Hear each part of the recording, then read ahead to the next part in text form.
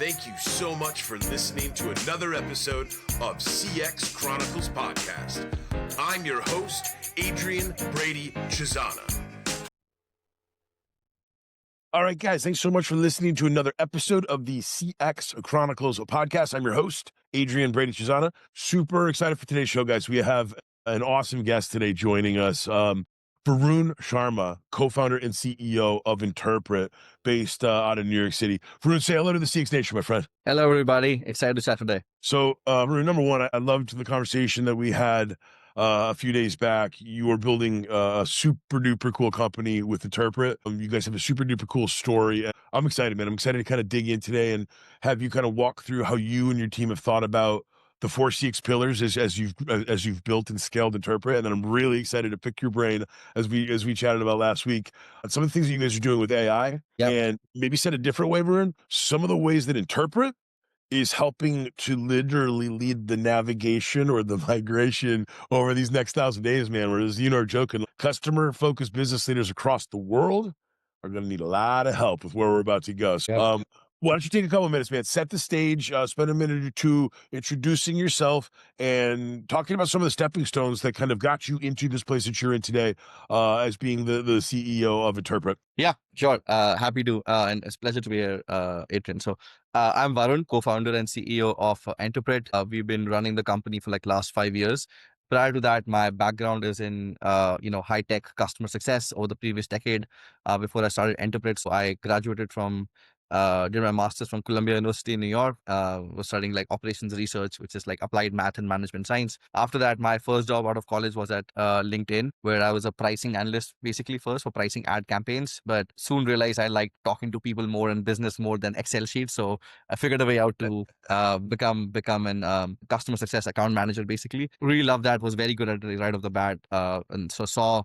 Did that for like 3.5 years overall at LinkedIn, saw that at like large scale, and then wanted to really be part of the helping build a company from the ground up. So moved from New York to San Francisco, joined a startup of that time called Amplitude Analytics, which is a product analytics company, which helps you understand user behavior by tracking user actions, basically. So it's so when I joined, there were like 15 people in the company. I was like the first enterprise CSM. Did like hundreds of deployments of analytics, basically with like product teams all over the world. Incredible learning experience. Saw the company scale from like 15 to like 300 employees during my 4 years there. And now they're like a publicly listed company. They're doing over like 350 million in ARR.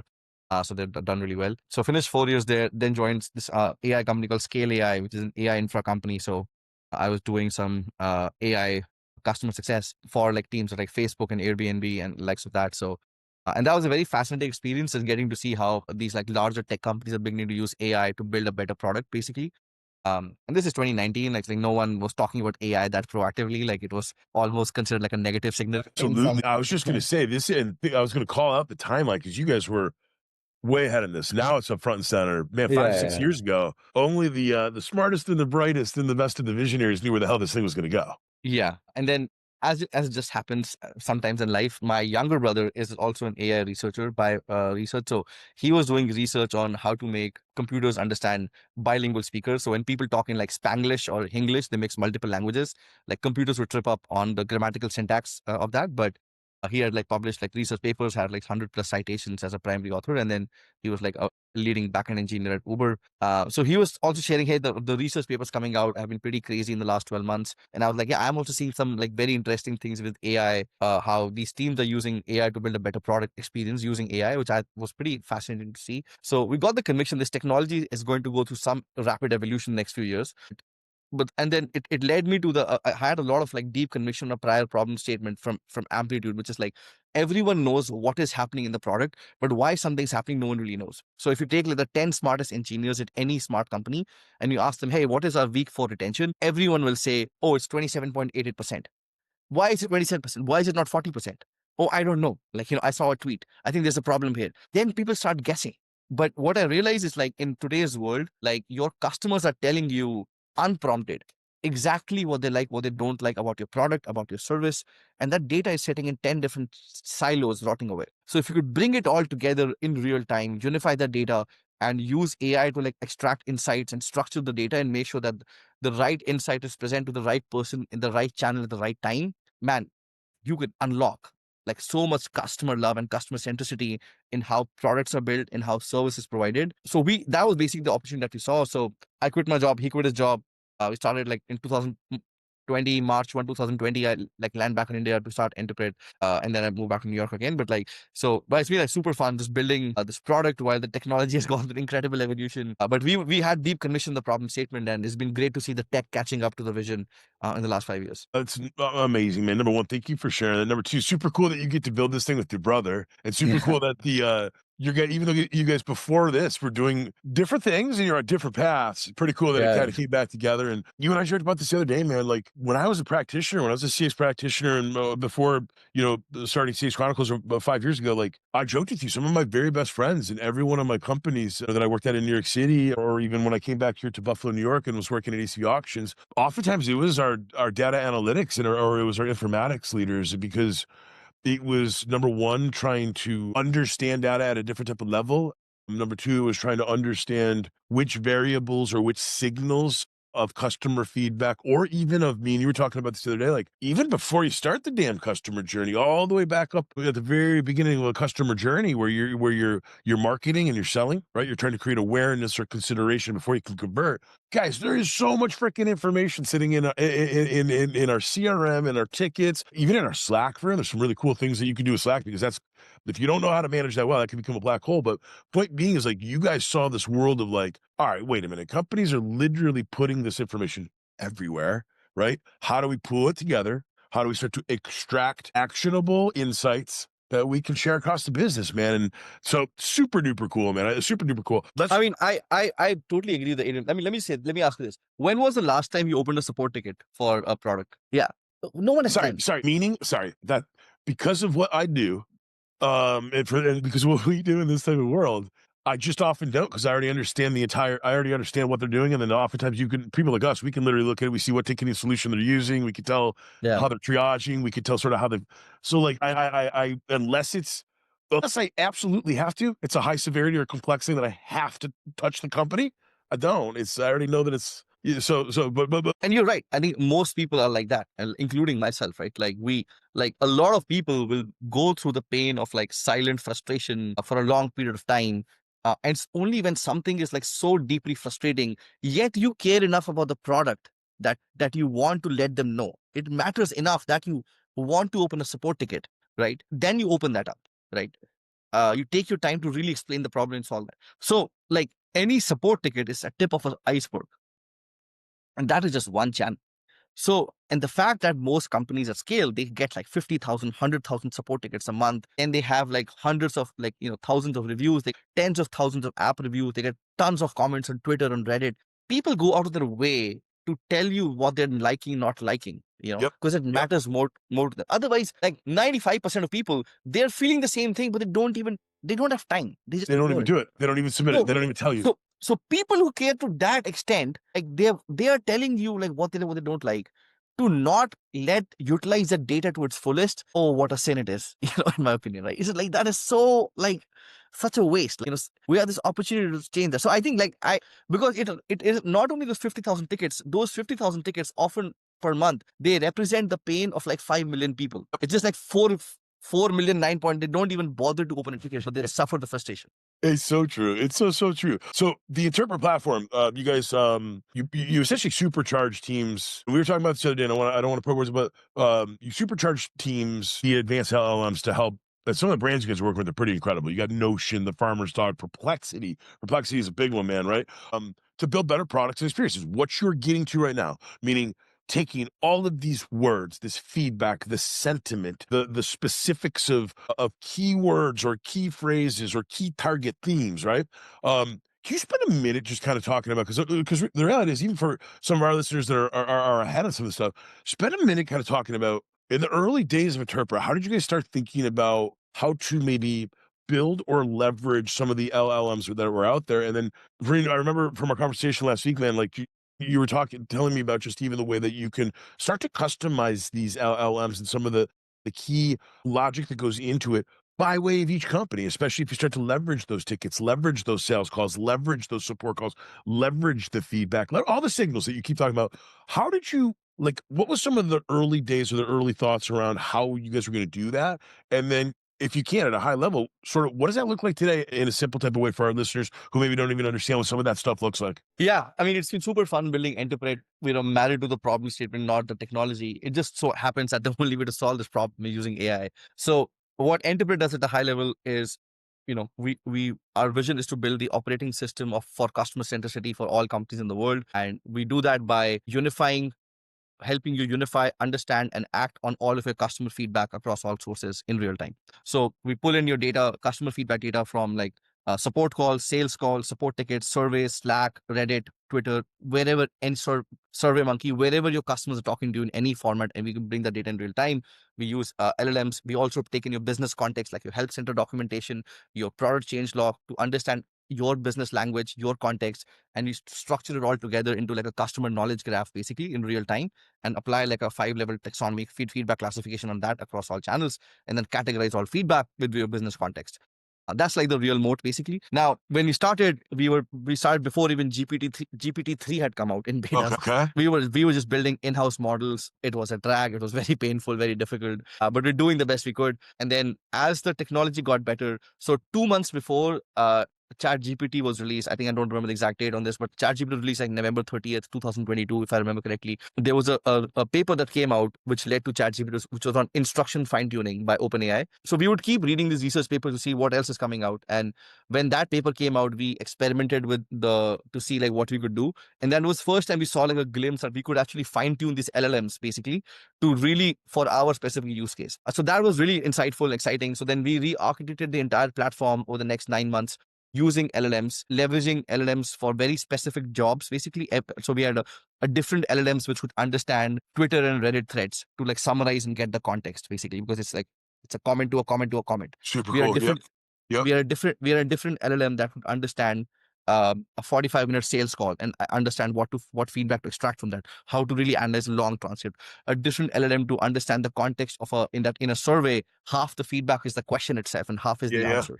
Yep. Right? Yep. Things like all of these nuances, right? Like it's not just like putting a wrapper, but like really understanding how is feedback presenting itself in every channel, basically. We trained an LLM for each of those tasks, right? And then we use different LLM for summarization, a different LLM for like categorization, and different LLM for like extracting insights. So we build this architecture using 23 odd different fine-tuned models in production, and then really start clicking, basically. So customers finding value, and that's when we really start seeing our PMF like getting stronger and stronger, and like the revenue growth accelerated. And then uh, that led us to like very successful Series A like last year that we raised. And then what we did is like we thought like the technology keeps evolving. So we did another re-architecture basically in the last 12 months, just to make ourselves more future proof, basically. And now it's like state of the art models. Like we use GPT-5 for inferencing, like the models, the text generation is done by Claude Sonnet 4.5.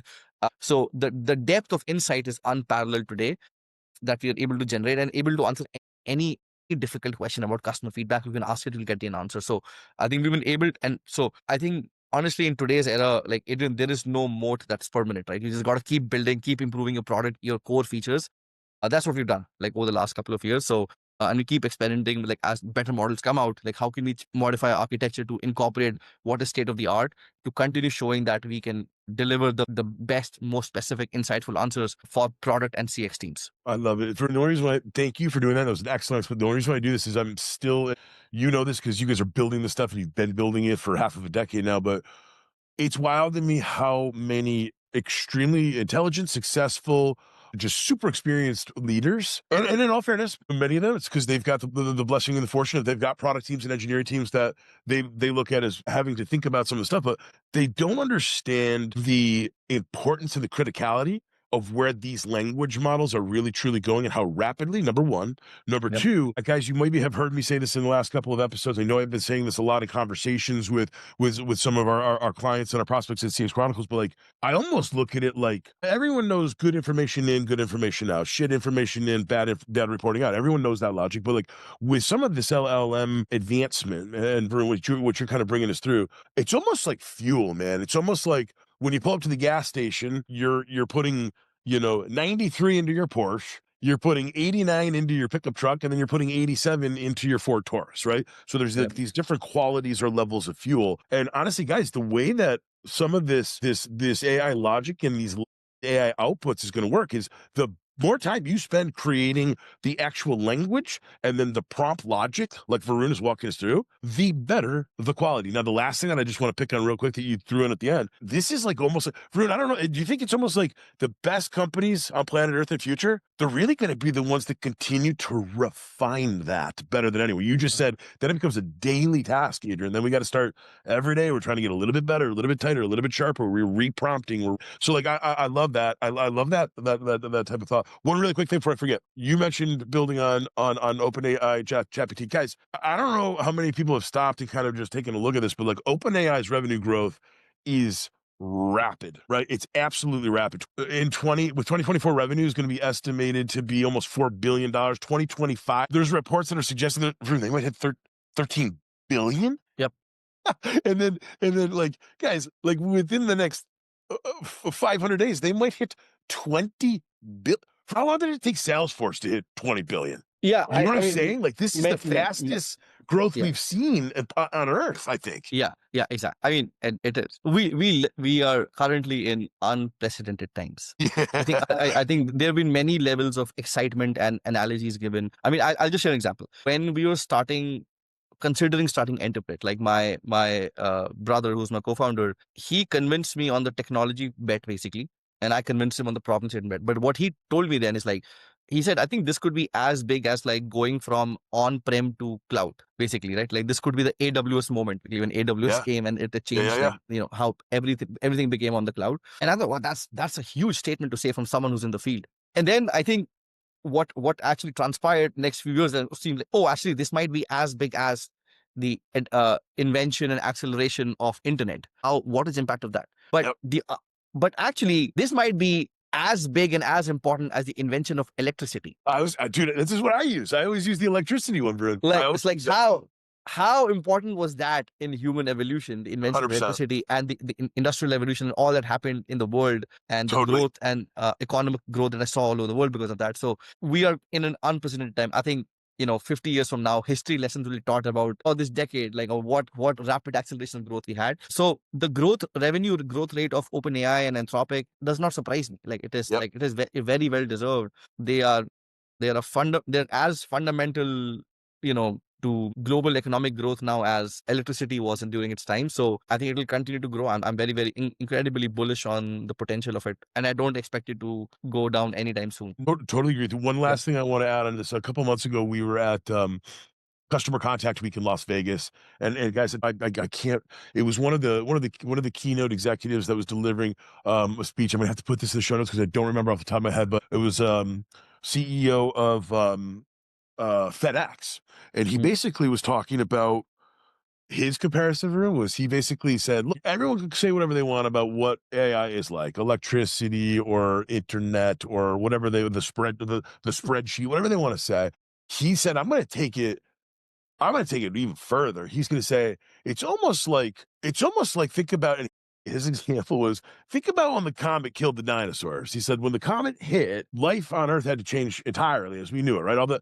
And his message to the whole crowd was like, I'm going to leave you with this, and I know it's simple, but his thinking was like, for those of you who aren't making investments, educating, and preparing and getting ready for where this is going to go, you have two options. You either get on board right this freaking second, and you start moving it forward with the times, or you're just going to become extinct. And I thought that was such a good one because it's like me and you know that, and there's still so many companies out there that maybe I will affect or impact their industries or their businesses, maybe not as rapidly as say SaaS or technology. Maybe it's more of a physical, like a physical or a tangible or a traditional type of, but it's going to eventually. And so anyway, so let's jump into the first pillar. Yeah, I think maybe I could just end the last point. I think that is it's a very graphic analogy, but it makes a lot of sense and like a good wake up call.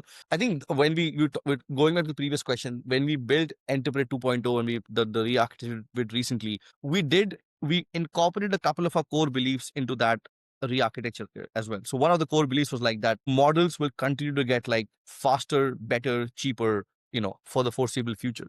Like even just today, Gemini 3.0 was launched by Google, which seems to be like now the state of the art model and beats like other models in the world. So now Gemini has the best model, Google has the best model in Gemini 3.0. Now OpenAI will launch something else, Anthropic will launch something else, so on and so forth. This will continue. Sorry, keep And going. what we done basically is like, it is now very easy for us to swap in a newer model into any part of our architecture anytime we want. So that was the re-architecture. Hey, the models will keep getting faster and cheaper. As soon as a better model comes out, we should be able to upgrade and add in any improve any part of the product super easily. And so I think when people build using LLMs or AI, like, it's one good thing to do is like really think about some of the core beliefs that you want to make, like this one, and then build with that in mind. Like how the goal is to like future proof basically as much as possible in how you build, and not just build like for this given moment. So I couldn't agree more, and I'm glad you brought up Gemini. So we're here at CXC. We're built on primarily Google and HubSpot.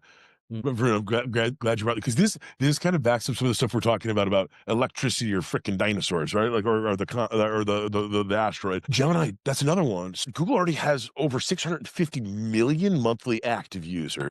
Yep. In the summer, guys, they had 400 million. And then in Q1, they had 350 million. So, like, the growth here is just unprecedented. And I think that the reality is, I keep saying on these, in the last, almost this entire year's worth of episodes, like, that essentially tomorrow's leaders are going to be the people right this second who are those users. They're going to be they're going to be the first wave of professionals or SMEs, subject matter experts. I don't care if you're talking about technology, accounting, finance, law, operating. Like the list goes on. This growth that me and you were talking about, Varun, and this engagement of this type of like ridiculous hockey, guys. These are the future leaders I keep talking about in these episodes, where they're going to be not only the first people that are using, understanding, comprehending, mastering, right? Because Varun, there's going to be 20, Pareto's always going to prevail. There's going to be 20% of all those users that Yep. literally become the builders of tomorrow. And then we're going to go back to your electricity really quick. And before we jump into the post, I promise we'll jump into the post, but this is awesome. And I knew you were going to bring this. When electricity came, think about all of the industries that got built on top of it, right? Before electricity was here, light bulbs, transistors, wiring, all of, I keep jokingly or generically calling it the axes, the picks, and the shovels, right? That type of Yep. thing. Like, all of the Yeah. hardware, all the things.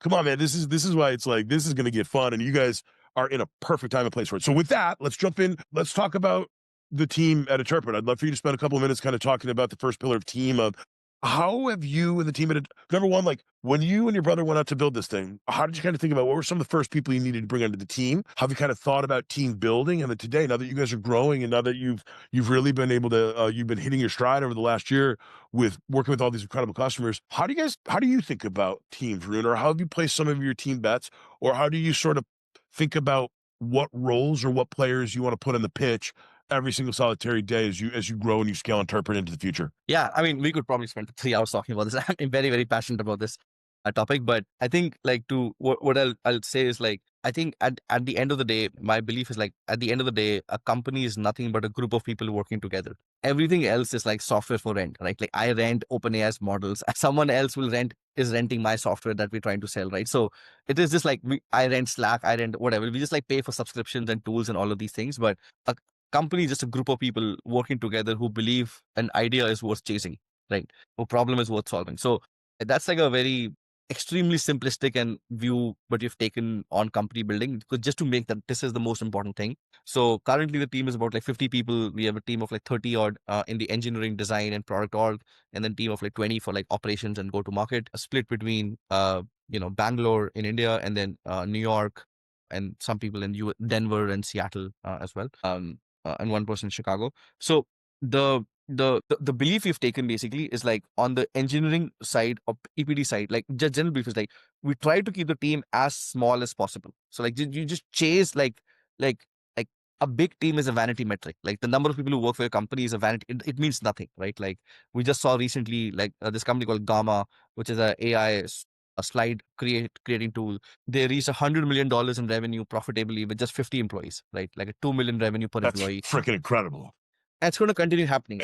And that's going to be, that's about to become the norm and about freaking time, man. Yeah, it will start happening. Like, small teams will make like this incredible growth in the age of AI. I think that's one of the big things that'll get unlocked. And So I think we took a similar view, like, hey, what is the minimal amount of team that we need to continue fueling the passion, internally making sure the growth, but also like, we can continue investing in R&D and just growing the business. So that's a premise that we take basically, like, and so like hiring is like accepting defeat. Every time you make a hire, you sort of accept defeat. We can't get the job done. We need one more person for help. I like And that. if you take a very humbling view to hiring, it gives you a lot of like respect and nuance, like, okay, what kind of help do I actually need, and what level do I need, what seniority do I need, right? So I think that's like the perspective that we take, uh, and how we've done on EPD side. I think we've tried to balance like both. Like our internship program turned out to be very successful. Like we hired a very smart college interns, college kids and interns, and then like some of them turned out to be incredibly incredible full-time employees right off the bat, who were trained by us, groomed by us, and showed their potential during internship. And on the other spectrum, we've hired like very good senior engineers as well from other companies who wanted to be part of something bigger than themselves. So I think we've tried to balance that on the uh, engineering side of house, and on the go to market side of the house. I have a thing for like smart generalists. Basically, I think in a early stage startup, you just have to do so many different things. So like our entire customer success team is built up of like ex management consultants. Basically, they're very smart. They all of them use Cloud Code, they use Cursor, they're very innovative, they build internal tools, like they're very AI native. So they don't follow a typical old school customer success playbook. They just solve customer problems any way they can, using AI. And then I have a lot of smart generalists, right? So we every time we take up a project, like they can understand ambiguous problem and solve that. So on the go-to-market side, like hire like smart generalists early on, and on the EPD side, like, balance hungry, scrappy, early career engineers earns out of college with like very sophisticated, polished engineers, leaders who are trying to have a bigger impact. I love it. So wait, you just gave me a bunch, and I want to unpack a couple things. Number one, love the comment. Let's start with the CS side, because guys, I don't kill me for saying this, but I've been kind of calling it out for a while. Yes, as y'all know, it is definitely going to be one of the first areas impacted by the Pareto rule. But I would argue, I would gladly place a bet for a beer, my friend, that probably in less than 1,000 days, you're going to see most CS teams and organizations at businesses and companies across the world at every single size level, SMB, mid-market, enterprise. They're already showing us. They're already doing it, guys.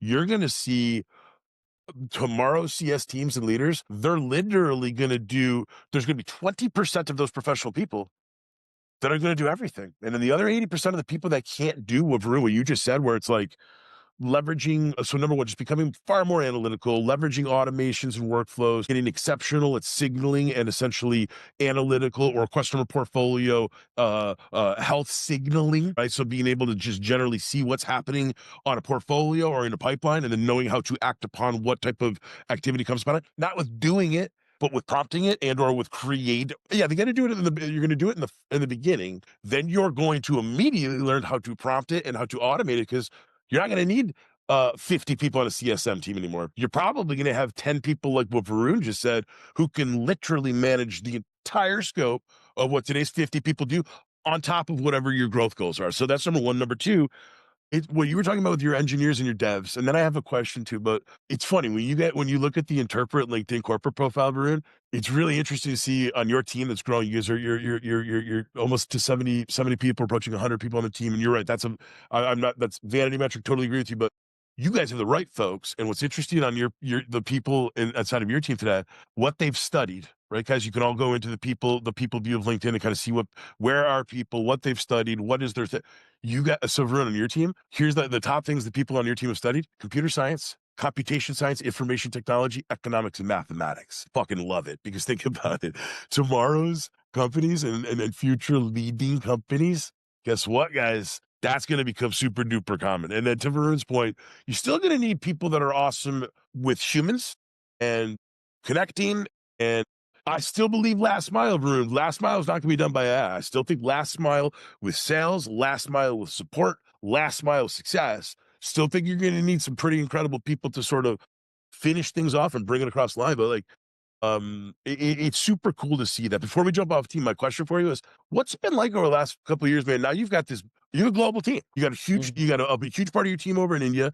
You got people across North America, New York City, San Francisco, Chicago. What's that been like, man? It's got to be pretty damn cool. It's got to be pretty cool to kind of have literally different cultures, different country. Like, what's it been like to kind of grow that type of a team? It's been super fun. I sort of like nerd out about like creating and scaling great culture. So while it's been super fun, I also keep like thinking about and like experimenting with like how can we scale our culture basically and make sure we don't slow down or like we still operate as one team across all these different cities. So I enjoy a lot of it, but I don't take any of it for granted. I maintain some healthy level of, of paranoia to make sure that the internal culture remains like only gets better even if the people increase or like the time zones increase and so on and so forth. And I think like to your comment about like um the degrees part, thank you for doing your research, Adrian. I would say like I think yeah, all of that is very important. I would say like there is something to be said about like deep rational thinking and like other like arts degrees also being incredibly powerful in the future as well. So just to give you an example, like our sales engineering leader, like she, her name is Kelly. She leads all of our like enterprise pilots and evaluations. Like, she studied like political science in her undergrad, and she's like our technical like pre-sales leader. Like, but because she studied that in government, I think, and she started her career as an SDR. So she was like not even technical. So she just started by like in sales, like with a political science background, and then she taught it over time, like to become more and more technical. But Yeah, one thing about her is like why she's in this role is like not only is she like technical enough to like lead these like enterprise pilot deployments, but she can also understand the business context really well. So yeah, she can yeah, yeah. understand, she can see the risks coming because of her like, and she can understand the psychology of a customer well. She can build very good relationships. She's a very good communicator. She can write very good emails and documentation as needed because she spent like So I think uh, I would say like I think we're in this era where if you started studying just computer science and economics, that's great. You'll have to build like the other side of the house as a skill set. You'll have to learn the other skill set to become more complete and comprehensive. And if you started studying the arts, over time, you'll probably would need to like learn some of these like vibe coding tools and at least understand technical concepts to become more complete in your impact you can have over time. Absolutely agree, Varun. Absolutely agree. Let's jump to the second pillar of tools. Spend a minute or two talking about, and I'll give you two paths to run down here, Varun. Number one, I just would love to understand what are some of the tools that you and the team invested in to build Interpret. So, said another way, like what were maybe some of the primary tools that you guys knew you were going to build into your tech stack when you started to scale Interpret? That's one path. And then maybe spend a little bit of time talking about how Interpret actually connects and works with the customers tools, because you guys have all these incredible customers. Again, I'm gonna like, if you look at the Interpret website, you guys are working with some world leading Canva and Perplexity and Notion, as I mentioned earlier, Fanatics. There's all these really, really Monday. Spend a couple minutes kind of talking about tools, Varun. Spend a couple minutes kind of talking about what it's been like kind of managing all that and leveraging all that, making some of those big investment decisions on the tech side over the last 5 years as you've been building the company. Yeah, I mean, I like we've kept beginners mindset, experimental mindset to like get the best tools that we can, but also be open to like upgrading as needed. So we're on AWS stack as much as possible. So we're behind like a virtual private cloud in AWS. We use a lot of AWS services, but we also use like models from OpenAI, and through AWS we use a lot of the Anthropic models as well. We have Snowflake as our like data cloud house provider. We've been doing some experimentation with some other platform like as well. But I think the idea is like your tech stack should basically represent the problems that you care about solving the most and should be represent what is needed to solve those problems. So for us, like being a you know like for example, like we are an analytics platform, so we need to be able to like store data very flexibly. We need the queries to be very fast and performant. So like just you should know what you're trying to solve for and get like the best solution that fits those needs. So that's how internally we built a solution to like, hey, what will allow us to build the best product for our customers and which vendor can get us to that in a reasonable price, I would say. Um But and then internally, yeah, please go ahead. so yeah, exactly. Before you go on with that, so awesome, super well said. So like number one, dude, that's one of the best answers that I've gotten in terms in all these episodes around certainly how I think about it, and then certainly how I think how we both know tomorrow's future leaders and tomorrow's future executives need to think about it, because we just watched a 20-year bull run of SaaS technology going from this is why, by the way, this is why I called out some of the open AI and some of the Google growth for us, Varun. We just watched 20 years of SaaS growing from these interesting numbers, these, these, 100 billion, 200 billion, over 20 years up to today where we are, 1.27 trillion, still has a compound annual growth rate of 15 to 20%. That's about to stop, by the way. Varun, you and I both know that, because like anything that's going to come now is going to literally force utilization. Meaning it's going to force companies to look at, okay, we've got 5 tools, 10 tools, 20 tools. You and I both know big companies, Rune, and because you guys have been digging in and you're plugging in you're plugging all of the wires into the Interpret magical box, if you will. Some of these big companies, man, they got 100 different pieces of SaaS technology. None of them are connected. Most of them are underutilized. None of them are pooling back to an aggregate place in which people can disseminate and then essentially socialize the most important things that you're seeing. And then the other thing is this, like most of those said tools, they already have a bunch of different incredible AI resources that are being built into them. Said another way, is like things are definitely going to change quickly. And let me just say it this way, like best companies on planet Earth. So on that 1.2, on that 1.27 trillion, best companies on planet Earth, man, see utilization rates 30%. So, like, the reason why I keep bringing this stuff up, guys, is like between sales, engineering, customer success, definitely customer support. It's already there. You guys know it. You're already doing this every single day with your team, Varun. But like, it's going to be impossible for CEOs and CFOs to not start auditing and digging in to their tech stacks. Because, guys, that's a big damn number for us. Once you get north of 100 people, 500, 1,000 people in a company, start doing your multiplication of every seat count of Salesforce, HubSpot, Zendesk, Intercom. It goes on, and that's before you even get into some of your cloud stuff. And my point here is like the spend for the utilization will not be acceptable in the next 1,000 days, especially as customer-focused business leaders and business founders across the world continue to get acclimated and continue to get educated and continue to get more comfortable with what the new expectations are going to look like for teams carrying the new weight. Man, I don't know if you have any thoughts on that or any feedback, but like I can't get my brain to stop thinking about this, and I keep every episode, man, I've been poking people. I'm like, what do you think about this? And how does it shift? And do we see the beginning of like SaaS finally starting to maybe see almost a downward trend, because AI is going to be essentially replacing some of these things that, let's call it what it is, guys, subpar tools that did a thing, but some people liked them and then they buy them, and then SaaS was always good.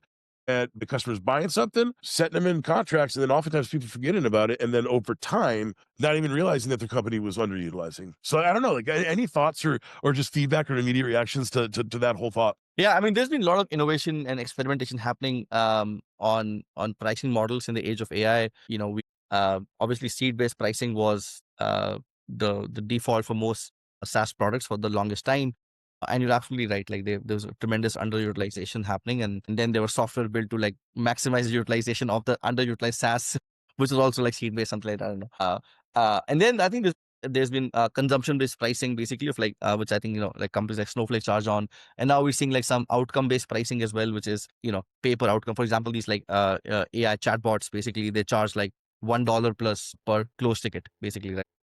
Pay per resolution, not pay for all the other stuff. Yeah, exactly. So like I think there's a lot of experimentation happening on that side. I also agree with you. I think the per seat model will become rarer and rarer because consumption is not like equal, right? It's not like basically like you have the Pareto principle where like 20% will consume 80% of the volume. And if in AI, the underlying, if all software is going to be have some sort of core AI component to it, these AI model providers charge on consumption. They charge by number of tokens you're consuming. So like your pricing will have to reflect that at some level, right? Like for example, right? Like so I think like we'll see a lot of evolution of pricing models. And I think my hunch is like, I think more than seed-based pricing and even more than outcome-based pricing, consumption-based pricing will become more and more dominant, basically. Because the challenge with outcome-based pricing is like there's not even alignment if the outcome was achieved. Just because a ticket was resolved does not mean it was done properly. 100%. 100%. So, but consumption is like more predictable. So I think like we'll see a lot of experimentation still, but like I think like consumption-based pricing will become the new seed-based pricing in a few years' time. I agree. We had actually, and I didn't even mention this the other day when me and you were catching up on stuff. But we had Pasquale Di Meo, who is vice president of customer experiences at AWS, so Amazon Web Services, and he did an incredible episode 262, guys, Pasquale De Mayo, AWS.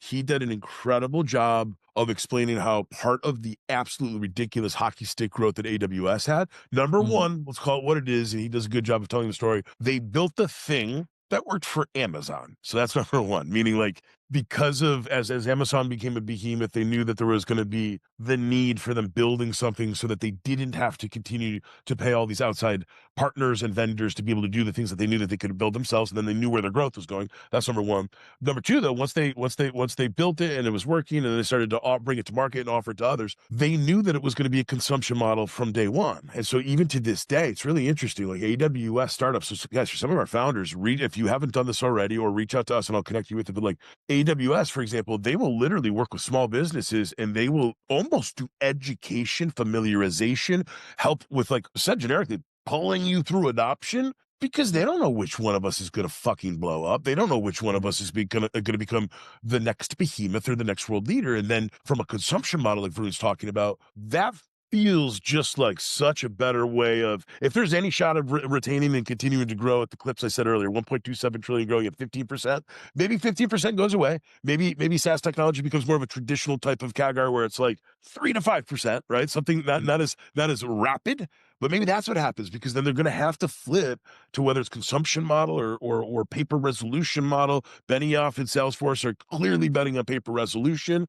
You bring up a good point where I would bet on Benioff too, but like every business has a different type of way of technically resolving things. So I don't totally buy that you can slap a tool in and then do that without either like an interpret, or whether you have a really, really intelligent team coming in and thinking about what equals a resolution across the entire journey. So it can get complex, but I love it, man. Varun, let's jump to the third pillar process. Just spend like a minute or two talking about, as the Interpret team's grown, how'd you guys have to kind of think about wrangling process? How did you store tribal information? How did you empower your team to really be able to document and chronicle all the things that were happening as you guys were growing and scaling and learning about what your customers needed, and then what your team, your employees, were learning on a daily basis as they were serving those customers? Yeah, I think so. A great question. So what I would say to that is like, I think a fundamental premise is like, uh, the the process is for the people. The people are not here for the process, right? So the process exists to serve the people, to make things more efficient, faster, and ensure that we don't get in our own way of success, essentially. So it should be a living, breathing thing. It should be like defined, not rigid. It should be like context based, basically, over like what we're trying to optimize for, with like some room for flexibility. And we should evaluate that every few months to see like how we can update things as we evolve. Internally, like for us, like we run Enterpret for customer feedback. So we provide support over Slack. So all of our shared Slack channels with customers, our team channel, all of our Gong calls, all of our emails, everything, all of our Salesforce notes, everything pipes into Enterpret. So it's the source of truth for customer intelligence, and that data is consumed by go-to-market teams. That data is used by CS teams, which is a part of go-to-market, and our engineers, PM designers, and myself. So that is our single source of truth for any customer feedback that we want to use. Other tools like we use analytics. We use Posthog and Amplitude for analytics, which is like user data level. And that's something really interesting. Is like we're now moving into this era of like MCP servers where like you can do that. So what we do is like we have an Enterpret MCP server and we have a Posthog MCP server, so we can connect all those sources very, very easily together. So you can say like, hey, for people who did not, you just ask a question in natural language, like from Posthog MCP, like get me the list of people who created a chart but did not save it in the last 1 month.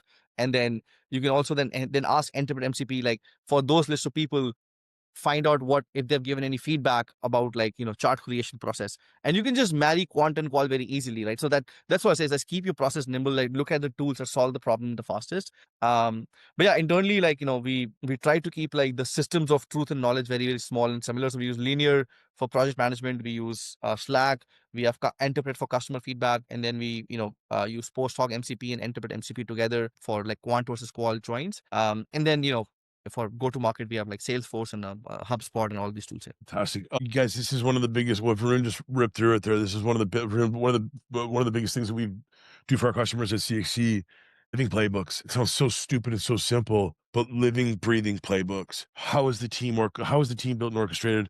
What are the major tools that people need to understand across the different teams in your business? Where does the process lie, or where does the information, the tribal knowledge, the FAQs, all of the internal information and intelligence that people across all teams need to understand?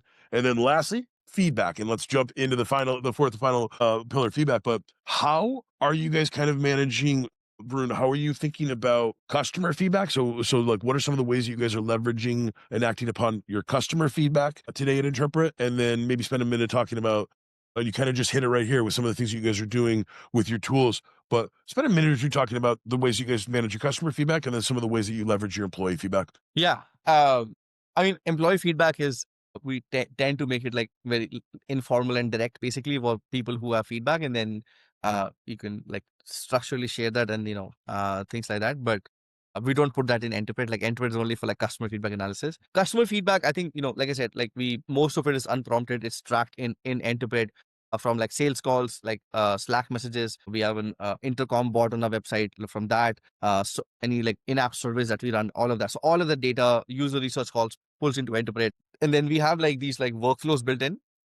So we have an agent which can detect any bugs based on emerging feedback. We can agent that can detect any potential escalations. So those trigger basically to make sure that we are building a good product, providing good service. And we have agents that tracking those things. And then we have a weekly summaries being created by Enterpret. Right? We have a weekly summary for each big feature area that is sent into the right Slack channel. So on Monday morning, every team gets like a weekly digest of like, hey, here's what happened in the product last week. I get an executive summary. So we've built these workflows just to like ensure that the awareness and alignment on voice of the customer is there 24/7 basically, and anything that is urgent, whether it's a bug or it's an escalation, they have agents like tracking and monitoring that. And that is a reflection of like a value that our customers also get from Enterprise and how they use it as well, which is to build a better product and provide a better service to your customers. I love it. For this is incredible, man. Number one, super appreciative for you coming on the show and sharing the story.